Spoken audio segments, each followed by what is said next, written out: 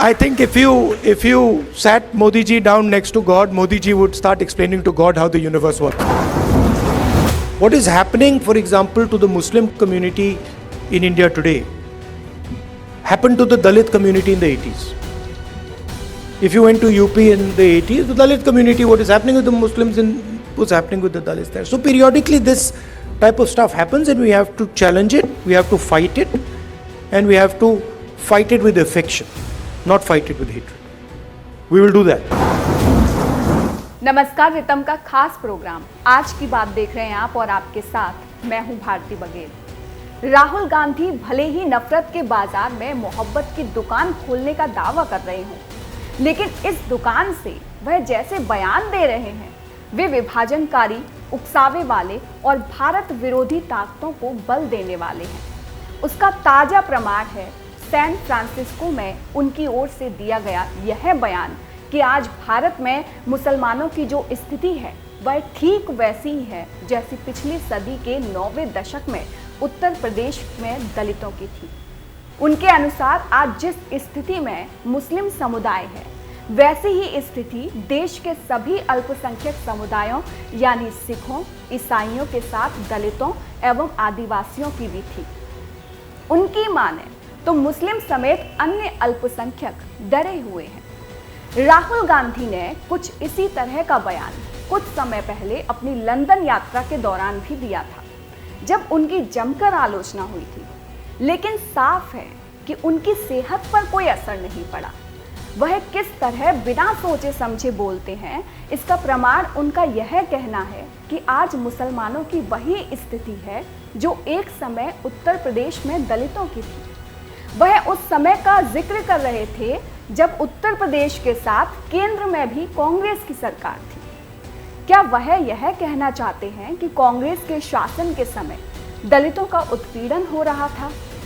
साफ है कि वह यह भी भूल गए हैं कि 1984 में जब राजीव गांधी प्रधानमंत्री थे तब दिल्ली और कुछ और शहरों में सिखों का कैसा संघात हुआ था।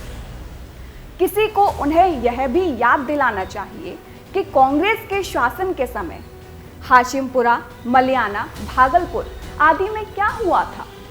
राहुल गांधी का बार बार यह कहना कि मुसलमान समेत अन्य अल्पसंख्यक डरे हैं और उनके साथ दोयम दर्जे का व्यवहार हो रहा है, उन देसी विदेशी ताकतों की मन की मुराद पूरी करने वाला है जो यह दुष्प्रचार करने में लगे हुए हैं कि भारत में अल्पसंख्यकों और विशेष रूप से मुसलमानों की मुसीबत बढ़ गई है। ऐसा दुष्प्रचार करने वालों में पाकिस्तान भी है और अलकायदा जैसा आतंकी संगठन भी।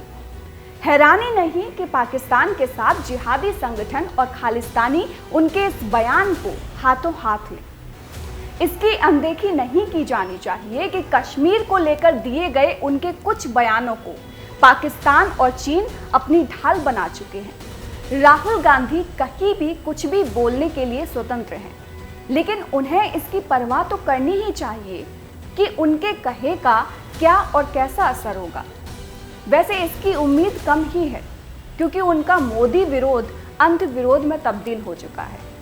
राहुल गांधी का ताजा बयान इसकी ही पुष्टि करता है कि कांग्रेस मुसलमानों के मन में काल्पनिक भय का भूत खड़ा कर उनके वोट हासिल करने की अपनी पुरानी नीति पर लौट आई है। राहुल गांधी कांग्रेस के सबसे बड़े नेता हैं।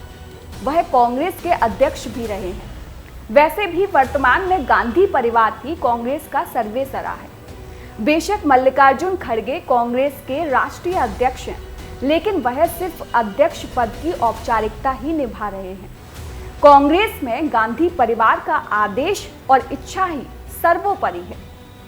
अब राहुल गांधी अमेरिका की यात्रा पर हैं। वहां भी वह प्रधानमंत्री नरेंद्र मोदी की चिंता में दुबले हुए जा रहे हैं। वैसे भी राहुल गांधी जब भी विदेश जाते हैं तो प्रधानमंत्री की आलोचना करने से नहीं चूकते, लेकिन घर की लड़ाई का फैसला घर में होना चाहिए।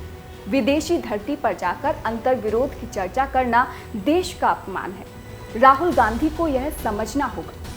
तो आज की बात में बस इतना ही। आपसे फिर मुलाकात होगी एक नए मुद्दे के साथ। जय हिंद।